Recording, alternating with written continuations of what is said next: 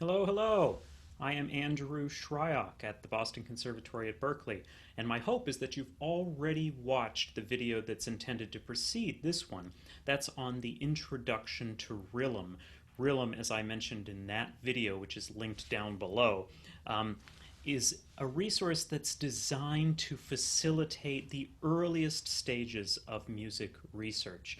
That is, it's designed to help the user identify sources on a particular topic. Not necessarily to locate them, although it does have some of that capability as well, but to identify the existence of sources. And so what I wanted to do in this second video is dive a little bit deeper, get into more advanced search strategies that may be helpful as you're using RILM during the early stages of music research. So the first thing that I need to do is to share my screen with you so that we can bring up RILM and look at some of these advanced strategies. So I have shared my screen with you. You should now be able to see the A to Z database page on the Berkeley website. If you've forgotten how to go to this page or how to get to this page, remember there are two ways. You can type in Berkeley A to Z, that's one way that I often do it, into your search bar, or alternatively you can simply type RILM Berkeley, and as the fourth search result at the moment, it will take you to the list of databases. RILM,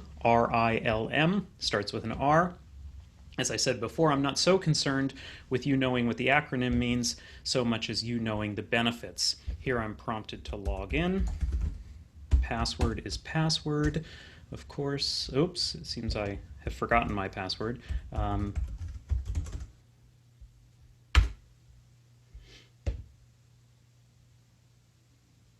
There we are. I've gone to the music encyclopedias. Forgive me. I want to go to the full text search option. There we are. There we are. Smooth sailing now. So you remember last time we entered a search term, Hinastera, and when we pressed enter and received our search results, we can see that there are 266 search results, and that's fairly limited. We can make our way through that list pretty easily. But what happens when we enter, say, a search term which produces more results? For example, Mozart. Then the problem becomes a little bit more difficult to tackle because we have 24,178. And so one of the things that I mentioned was limiting by publication date. I also mentioned limiting by language. What we can also do is limit by keyword. So if we take my favorite 18th century composer, Stamitz, and press enter, we can see that we have 454 results. And I was actually thinking of Karl Stamitz, but it turns out there's also a Johann Stamitz. Johann is Karl's father. And so what I need to do here is not necessarily limit my search results using these limiters on the left, but what I need to do is actually change my search terms. And so I can simply add Karl Stamitz here, and my search results should be limited to the sun. And immediately I see lots of German language sources, not at all surprising given that this is a German composer. So we'll limit to English. And so I can begin to sort. You remember that three-step process: search, sort, save. I can begin to sort through the results and see if there's any intersection between the results that are being provided, that is the sources that are in existence in my area of interest. Because of course the strongest research project is going to be an intersection between my own interests and the sources that are available to substantiate or support a point of view that I might formulate in relation to my subject of interest. So there's a source on printing and publishing, on symphonic works and symphonies by Karl Stamitz. There's a dissertation on clarinet quartets by Karl Stamitz. As it turns out, Karl Stamitz is an early exponent of clarinet music. So if you're a clarinetist, Karl Stamitz might be someone you're interested in. Lots of printing and publishing materials, again, the discovery of a concerto in B flat, again for clarinet. And so what I realize is that if I was interested in Stamitz music for, I don't know, the timpani or the trumpet or the alphorn, the sources that I'm finding are not really supporting a study of that area of interest. And so what I may need to do is actually, in fact, alter my research topic. And RILM can be very, very helpful here. So for example, if I can no longer write about the trumpet concertos of Karl Stamitz, and I in fact have to alter my subject based on the sources that are available, I may actually click on one of these sources.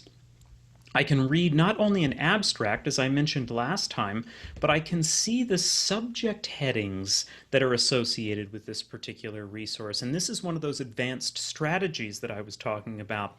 So now what I can do is I can, based on the search that I've conducted of Karl Stamitz, I can conduct a follow-up search based on related subject headings. So if I'm interested in Karl Stamitz, I might click on the Karl Stamitz subject heading and see everything that RILM has organized under that subject heading. Again, a lot of non-English sources here. As I said before, this is one of the strengths of RILM. But if you don't speak English, not to worry. You simply limit your search results by English, and away you go.